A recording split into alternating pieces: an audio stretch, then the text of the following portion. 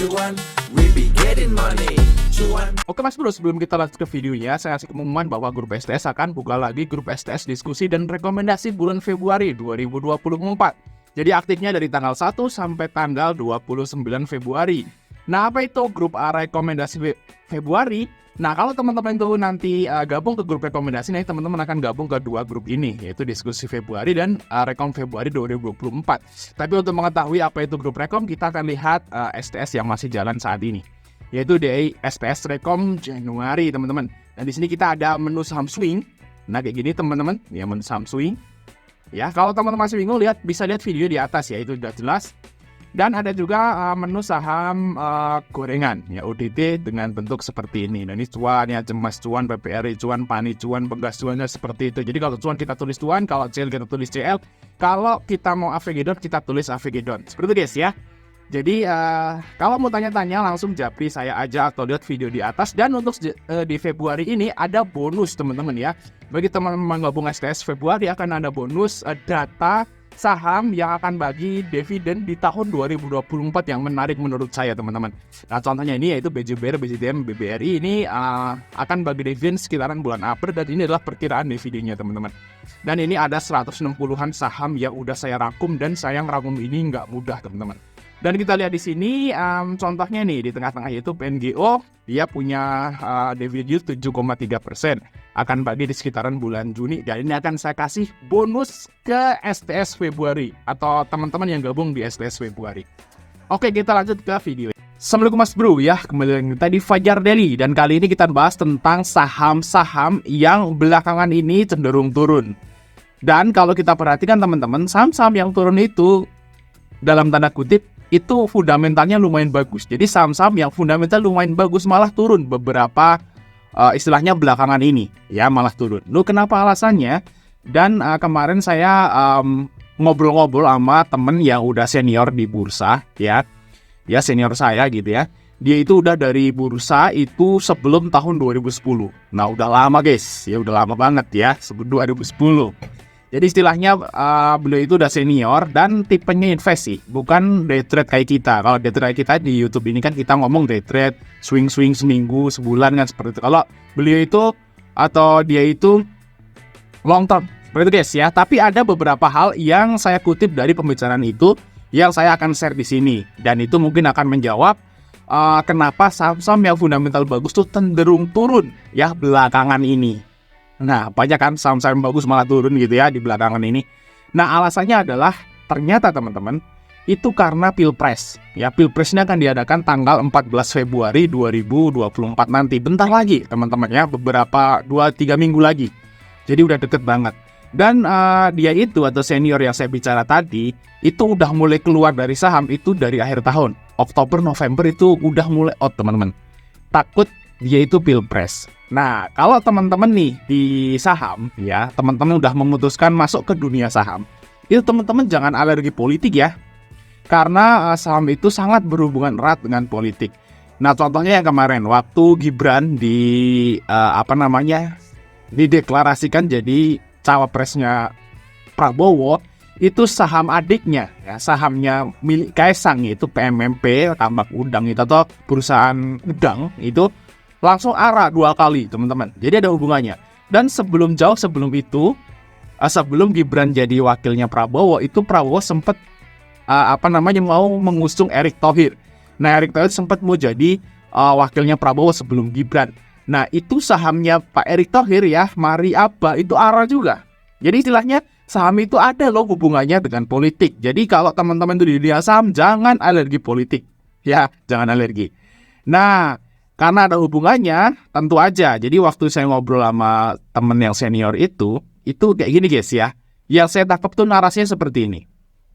Jadi para investor yang modal gede itu pada wait and see. Mereka memilih untuk ngekip uangnya dalam jumlah besar. Sahamnya sedikit atau mungkin udah keluar gitu ya. Jadi mereka itu lebih memilih untuk menjadikan uangnya itu dalam bentuk RDN aja atau bisa dibilang cash aja, nggak di posisi saham gitu ya. Kenapa alasannya? Nah, karena beliau-beliau itu yang senior itu udah ngalamin Pilpres itu berapa kali kalau sebelum tahun 2010 guys ya, mungkin 3 kali 4 kali gitu ya. Jadi beliau itu udah tahu gitu ya, kalau di tahun presiden itu rawan, pemilihan presiden itu rawan. Kita contoh aja yang dekat, tahun 2019 waktu Prabowo lawan Jokowi ya. Prabowo Sandi lawan Jokowi Ma'ruf Amin ya gitu ya. Kalah kan, Prabowo kalah. Nah, Prabowo itu adalah bukan penguasa. Waktu tahun 2019 itu Prabowo bukan penguasa, atau Prabowo itu posisinya penantang. Nah, penguasanya adalah Jokowi. Jokowi udah presiden kan. Jokowi periode 2 berarti dia presiden yang maju lagi, terus ditantang Prabowo gitu ya. Dan waktu Jokowi menang, jadi penguasa menang teman-teman. Di tahun 2019 itu penguasanya menang, ya, penguasanya menang atau Jokowi menang. Itu aja teman-teman, rusuhnya seminggu. Kalau teman-teman balik ke tahun 2019, kalau yang gitu ya, saya masih ingat banget tuh. Di tahun 2019 tuh pendukungnya Prabowo itu demo dan sampai rusuh-rusuh di mana-mana, teman-teman. Rusuh-rusuh. Dan waktu itu nggak kondusif negara. Nah, negara nggak kondusif tentu aja akan berdampak pada dunia investasi, ya kan? Kalau misalnya negara kok rusuh ya, otomatis orang-orang yang invest di situ kan keluar cari aman gitu ya, takutnya ada sesuatu hal yang mungkin kayak balik ke tahun 98 gitu, pada takut. Waktu 98 kan drop gitu ya. Nah, seperti itu guys ya, takut. Jadi orang-orang pada nyimpen cash. Nah, kelebihannya apa? Ya sebenarnya ini belum tentu juga ya terjadi rusuh kayak tahun 2019. Tapi bisa juga lebih parah dari tahun 2019 gitu ya. Jadi mereka itu cari aman, tarik dulu duitnya. Kalau misalnya nanti setelah Pilpres, ya kata mereka nih guys, saya nyampein aja. Kalau setelah Pilpres nggak ada masalah, ya aman-aman aja, mereka mau masuk lagi. Nah, kalau pun ada masalah, mereka masuk lagi tapi di bawah. Kayak gitu guys. Jadi kalau nggak ada masalah, mereka masuk lagi di harga yang sekarang di IHSG 7.000 misalnya, dia masuk. Tapi kalau nanti ada masalah, mereka akan masuk lagi tapi nunggu IHSG 6.000, 5.000. Seperti itu guys. Itulah yang mereka katakan. Jadi kalau misalnya nggak terjadi kerusuhan, ya masuk lagi nggak masalah. Kalau terjadi kerusuhan, mereka dapat jackpot, ya, dapat harga lebih, diskon lagi, bisa di IHSG 6.000 gitu, diskon banyak gitu ya. Seperti itu guys yang mereka katakan ke saya. Nah, jadi kesimpulannya nih, bagi teman-teman yang istilahnya duitnya gede gitu ya, mendingan kalau cari aman gitu ya, masuknya ya kalau sekarang sih mungkin bisa cicil ya di beberapa perusahaan yang udah diskon sih oke gitu ya. Cuman kalau teman-teman itu mau cari aman, nunggu nanti teman-teman ya, setelah Pilpres selesai, bentar lagi. Kalau nggak ada masalah baru kita entry. Kalau tuh nggak ada masalah, nanti kita bisa entry di harga bawah. Seperti itu guys ya. Jadi mending ya saya setuju dengan sarannya dia. Sarannya mereka yang udah senior gitu ya, untuk menunggu.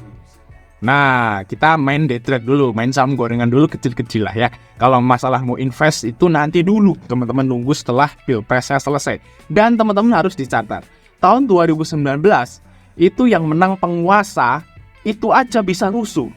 Bayangin aja, penguasa itu menguasai militer, ekonomi, kan semuanya presiden atau penguasa yang menguasai. Jadi waktu itu Prabowo itu kan penantang aja bisa bikin rusuh, apalagi kalau misalnya penguasa yang kalah. Wah, itu yang jadi sorotan tuh itu waktu saya diskusi itu. Kalau penguasa kalah, penguasa di nomor berapa? Nomor 2, udah jelas, yakin. Nggak mungkin seorang bapak bisa netral karena anaknya maju gitu ya, nggak mungkin. Pasti didukung, penuh, full power. Kayak teman-teman kalau waktu itu bapak saya juga dukung saya gitu ya untuk maju 100%. Bahkan mungkin bapak saya maksa dengan minjem duit kemana buat saya bisa belajar dan maju. Itu udah pasti. Pak Presiden juga pasti kayak gitu. Dia pasti maksa dengan segala macam cara supaya anaknya sukses. Udah pasti.